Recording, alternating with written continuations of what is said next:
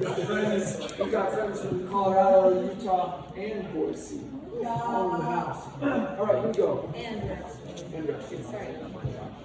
All right. Hi, my name is Andrew. This is Catherine. We're from Utah. We're here at the Rocky Mountain Circuit here in Rexburg. Today we went over essentially prep steps and prep movements. Oftentimes we see within dance that leads don't properly communicate to the follow the whole movement that they want the follow to do. And so we talked about first how, like in sports, when you throw a football, you have to cock the arm backwards before you throw it forwards, right? And so same thing with like swinging the bat, like you cock back before you swing forward. It's the same concept in dance, that we want to go the opposite direction that we intend to go before we go that direction.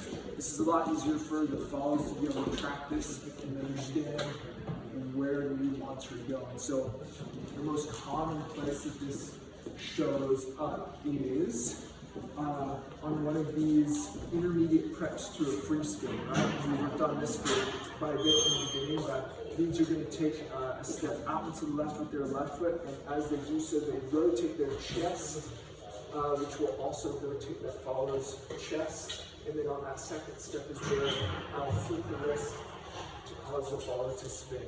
But again, it's like I'm taking the follow the opposite direction. I'm like loading her that way slightly before I send her the direction that I want her to go.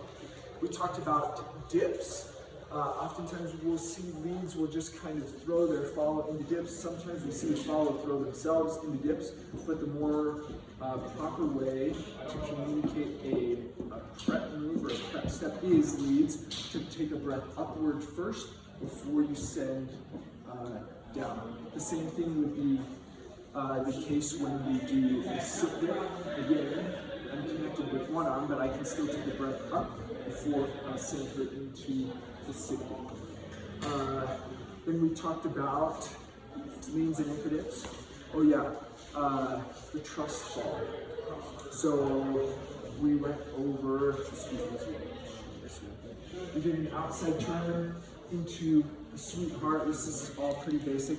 We send the follow forward, and then when we send the follow back, after I catch underneath her arms, I don't just automatically pull her backwards, but I take a breath upwards first, and then down into the trust fall. And then the last thing that we went over was the anchor dip. Let's see. We get into this behind that right side turn, and then I open up the slot towards my right, shift my weight towards onto my right foot.